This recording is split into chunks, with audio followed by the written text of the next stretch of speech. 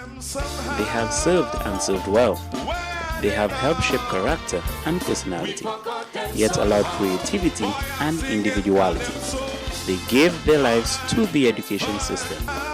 This is Reminiscing, and this is their story. We forgot them somehow.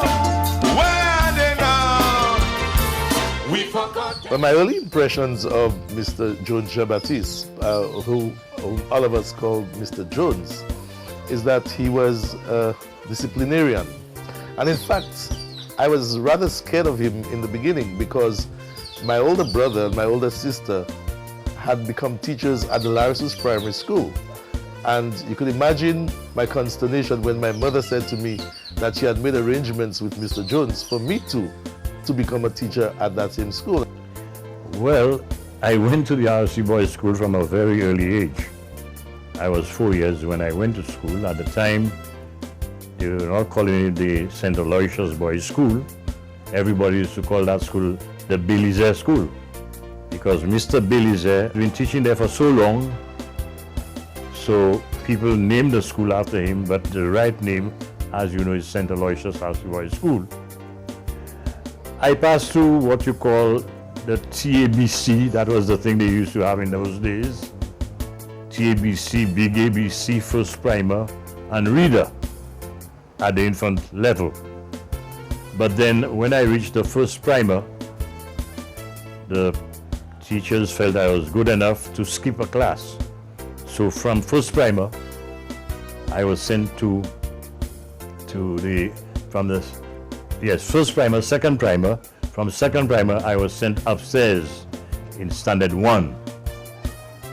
And there I began my primary education. In those days, I can tell you, teaching was something of I believe the people who taught in those days, they had a passion to teach. Because from the infant school, I remember the teachers I had, like Miss Emma, Miss Cammy, Miss Teresa. Those people took time off to make sure that you learn and to learn to write properly. And they had a passion. You'd sit on their lap. In fact, the infant school really was run by only female teachers, unlike now. And going upstairs to Standard 1, I met some very, very fine teachers, like Teacher Seeley, Teacher Huntley, who was became the principal of the Moshi School. We had people like Teacher Branch, Teacher Bollier, a group of them. So I met Mr. Belize upstairs, and from the time I went up there, I started moving up from one standard, because they used to say Standard 1, Standard 2, and we go up to 6th standard. I met a teacher who was very, very strict person. He was a disciplinarian, and he's a fellow by the name of Teacher Mark.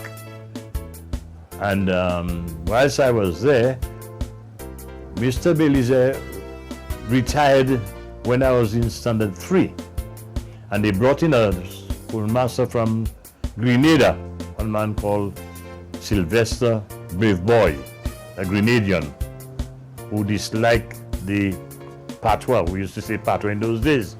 Oh, he disliked that. He did not want us to speak the Creole language at all. And he would put detectives out, and if a guy catches you speaking the Creole, I can tell you, you're in for it, because they'll report you to Mr. Brave Boy. Whilst I was in Standard 6, Mr. Brave Boy approached me and asked me whether I'd like to teach, and I told him yes. And that was the time they brought in a white man from England called Barber, and he changed the whole setup. Children had to be grouped according to ages. So the following year, that was in 1943, when I left school, I had to take up teaching in 1944. I was appointed on 6th of January 1944. And in those days, you had very, very, very large classes. Now, we had this new thing called the age grouping system. Some children went up because of their age, some went down because of their age. In other words, if you are 8 years, you had to be in a particular class, 9 years in a particular class, this sort of thing. So you'll find that by the time you get to 14 years, all of would be in standard 6. So I was appointed, and not only me, 14 of us were appointed. 14 of us were appointed on the 6th of January. And believe you me, I was the only one who stayed in teaching out of that 14 until I retired in 1983. In those days, we had Mr. Brave Boy, as I told you. Then from Mr. Brave Boy, he left. They brought in Mr. Matthew St. Clair from Soufrière. He became the head teacher at the time. We never used to say principal or headmaster. And during that time, there was a lot of upset in the school. Things were not running well with teachers and the head teacher. And eventually, the department decided to remove him from the school and send him to Choiseul. And there again, they brought in another St. Clair, which is Augustine St. Clair, as teachers used to call him Red, schoolboys too, they used to call him Redhead, because of the color of his hair. And I can tell you, he is a very, very nice person. In fact, he was the one who really trained me to speak to crowds, because I was to be a very shy person. And because of the practices I got from him, I became, I could stand up before a crowd and deliver an address. And he taught us that, because every teacher at the 1 o'clock period, you had to spend about 15 minutes addressing the whole school. Well, during my time, we had what you call the pupil teacher system, which was PT1, PT2, PT3 to 4. And when you reach PT4, then you become what you call a PA, probationary assistant teacher. And there you had to sit the exam either in 2 parts or the whole 1 and 2. And then you became what you call a certified teacher. You got what you call the certificate of proficiency. That's what they used to give you. Now, in those days, it was very tough. Why it was tough? Because they were only giving 10 certificates a year. 10 certificates a year. So you can just imagine, you could be among the first 10, but during the time you can say, well, I did not fail the exam, but it's only 10 certificates they were giving, and so you had to push a lot of work in order to get certified. And that I did when I was it was about 1951 when I got my certificate of proficiency. I spent a long time in the R.C. Boys School.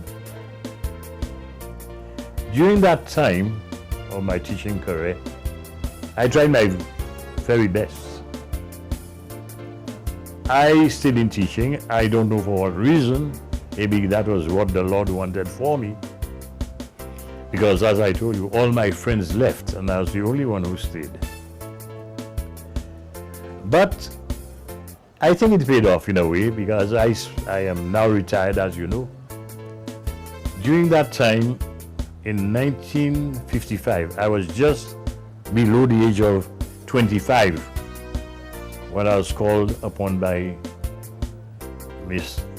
by Father Vrino. Sent to call me to tell me he would like me to go to Roseau. There's no school there. He'd like me to open a school at Roseau. In those days, cane sugar was king. And I had to meet with people like Mr. Carrasco. And then we had a fella called Leo Busquet. He was he was social whatever in the valley. And when I went up to the school, really, there was no school. It was a room about the size of my room here.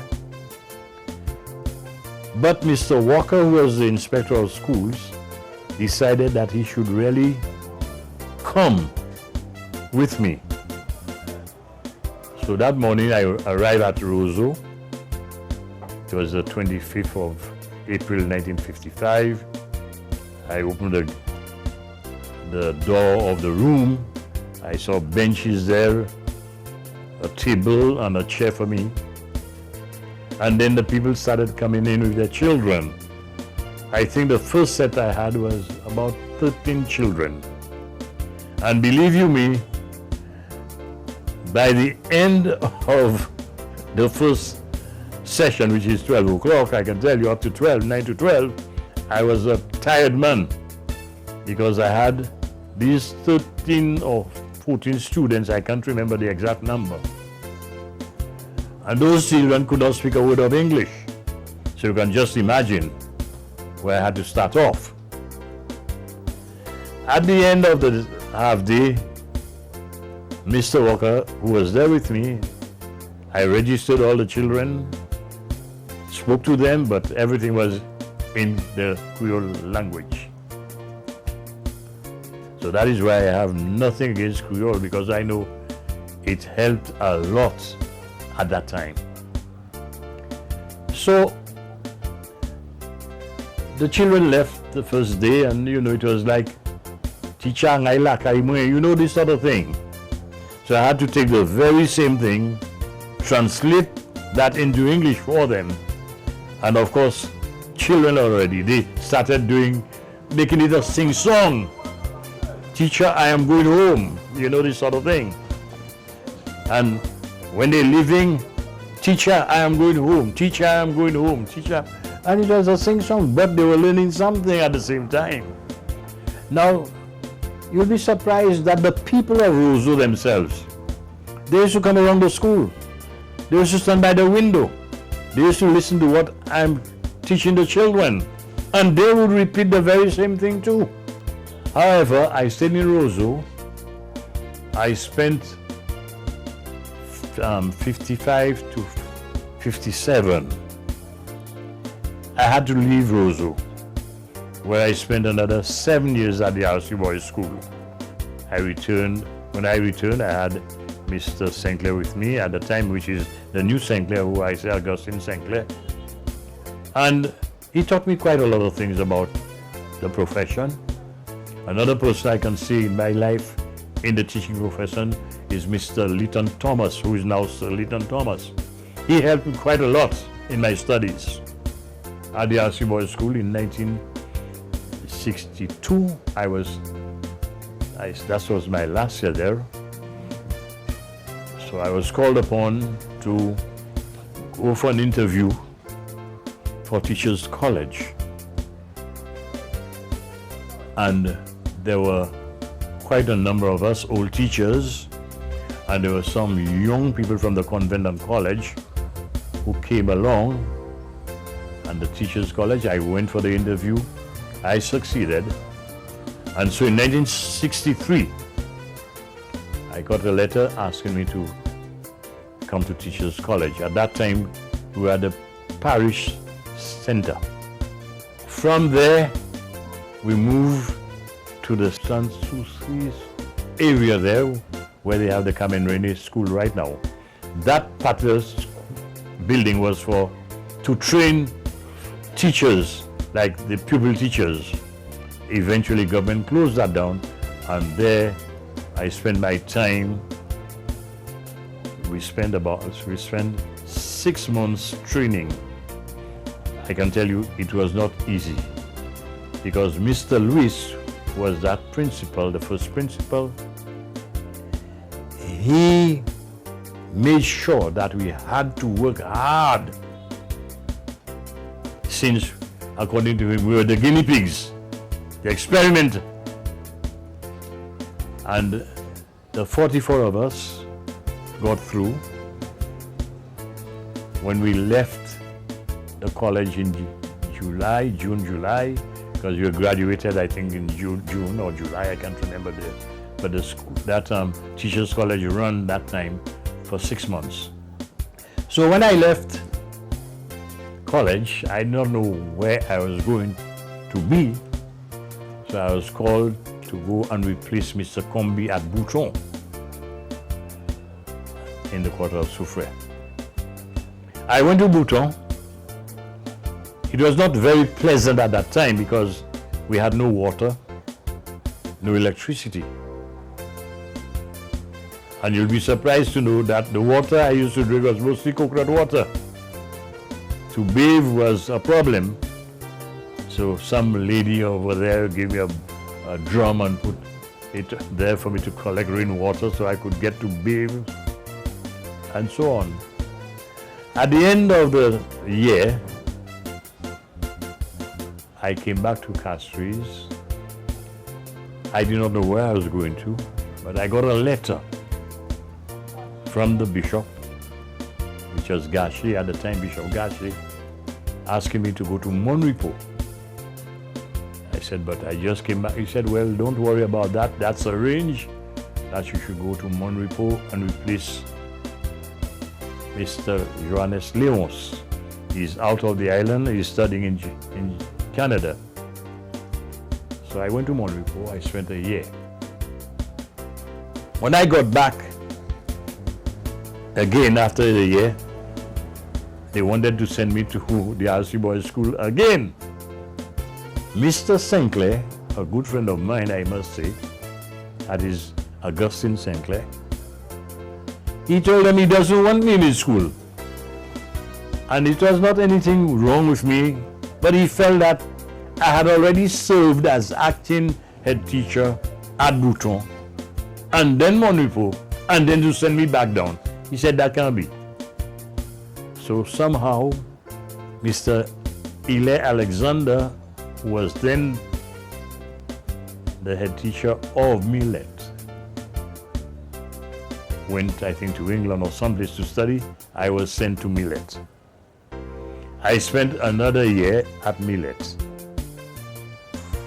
Mr. Jones came to the school, that is the Larissus Primary School, at a time that was crucial for the school, because previously we had a situation where parents showed very little respect for the teachers, and we had incidents where parents would come to the school with ready to attack the teachers for various issues with their children. And when Mr. Jones came, that stopped. Just before he came, one principal had come and spent only 1 month at the school, and he had to leave because of the indiscipline of the parents in particular, and of course this rubbed off on the children too. When the year was ending, I was told that I would have to go to Larissus Primary School, take over from one Velino, Robert Velino. I went to that school, and I can tell you, in all the places that I've passed, that was one of the toughest schools. As I told you, I went to Bouton. Oh, that was nice. Monrepo, same thing. Millet, nice. But when I reached, in fact, I went there this Saturday to see the school, and a gentleman looked at me and he said, "So ka fe la?" I dit, "Moi, ka regarder l'école là." Puis c'est moi qui mettre l'école là ici. Lundi qui a venu, "Où ça ka venir ici? Nous ka faire au couille." I tell him, "Okay, mister, nous ka iwe singa couille." Parents would come and quarrel, and there's so much indiscipline in the school. One particular name came up was Eileen, the coolie Eileen, always by the school quarreling with principals. But when Mr. Jones came on the scene, this stopped. So after a year, which was in 66 to 67, I left for England. I spent a year in England, and I came back to St. Lucia. When I got back, the bishop sent a letter to ask me to see him. I went, and he said to me, "We're sending you back to Larissus." I said, "But I don't understand that." He said, "Well, we want you there. we have decided that you should go back to Aloysius, not as acting, but you must apply for the job. I say, why should I apply? I'm not going to apply. If I'm already acting there and you all want to give me the school, give me the school. Don't say I have to apply. Anyway, he told me I must apply. I don't want to argue with him. So I applied for the school, and there I became a principal. After acting in Bouton, Mon Repos, Millet, then Aloysius too, I acted for a year. The following year I was confirmed in the post. So I spent, when I came from England in '68, I went back to Aloysius, where I spent from '68 to '83. That's where I retired. Being a young teacher with Mr. Jones as a principal, it felt like having a father around you. You know, when you have your father around, you're not afraid of anything. He demanded that the students respected the teachers, no matter how short or how little they were. I remember when I started teaching, I was very tiny, and the students that I taught, some of them were taller and bigger than me, and it kind of intimidated me to go in front of the class. But having this big tough guy as your principal, you know, there was nothing to fear. But I was never more embarrassed when Mr. Jones Jn Baptiste introduced me to the entire school as the new teacher for the term. And he said to the students, never mind his height, mi lesta hotei.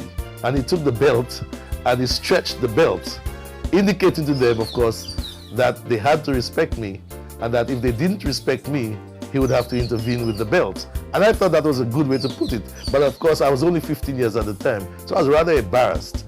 Really, I retired because I never had problems with any minister of government. I never had any problems with education officers. Never had problems with inspectors. Never had those problems. But I had a problem in 1982 with a minister, a female minister, I don't mention her name. And I was very, very displeased because I felt at my age, for a person who has not gone into teaching, just to come and try to believe you can give me certain orders which I know is not right. And they felt offended. I tell them, okay, I will retire. So I sent in my resignation. I told them definitely I want to retire at the end of the school year, which is July '83. By then I'll be 63 years of age, and I told them I don't want to work again at all. The Ministry of Education in 1988 called me, and they told me they would like me to be chief supervisor of the examination in Miku. At that time I used to live at Miku. I had my home in Miku, I was married there and all. So I took up the appointment in '88. Then in '89, I did another year as chief supervisor in Miku Secondary School. Then Mr. James was the registrar of exams in St. Lucia. Told me he would like to transfer me to Castries. He told me so early '89. But then things did not work out with me. Miku, I decided to leave Miku and come back to Castries where I was born. And Mr. James was a happy man to have me in Castries. So for the examination, CXC, he sent me to supervise exams to private students at the La Clery School. From there, I was transferred to the comprehensive school where I spent some time there also. And whilst there, he said he wanted somebody for Entrepot, and he would like to send me to Entrepot School. I told him, Mr. James, I will go. He said, to be honest with you, you will not get the same amount of money that you're getting at the comprehensive school, because there are more subjects at the comprehensive school. Therefore, I'll be losing where money is concerned. I said, money is no problem to me. It has never been a problem. So I will go to Entrepot because I am not too far from the school. My home is not too far from the school. So when I have a short subject ending at 10 o'clock, I can go home and relax. I could not do that at a comprehensive school. So I spent 20 years in this supervisory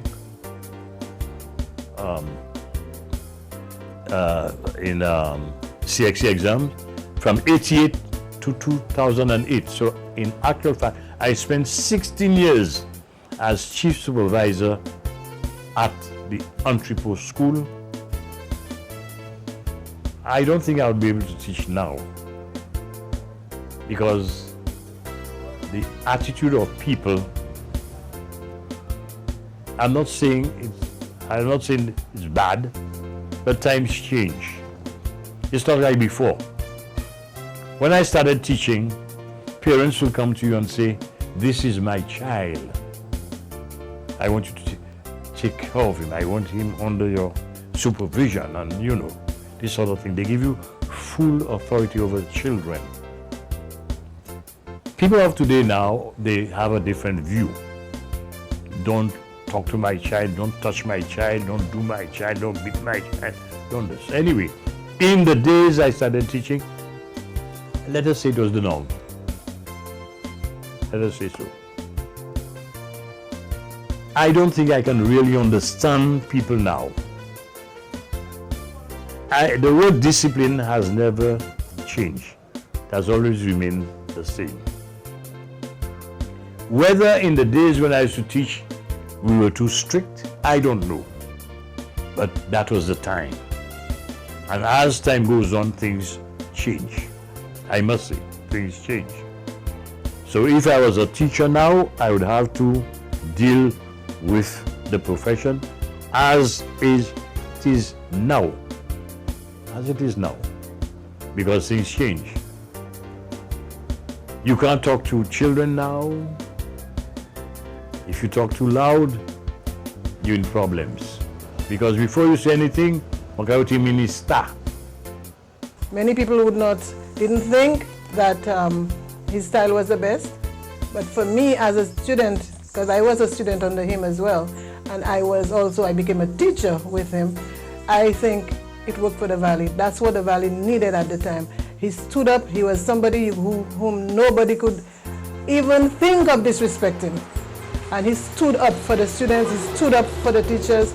All in all, I enjoy teaching.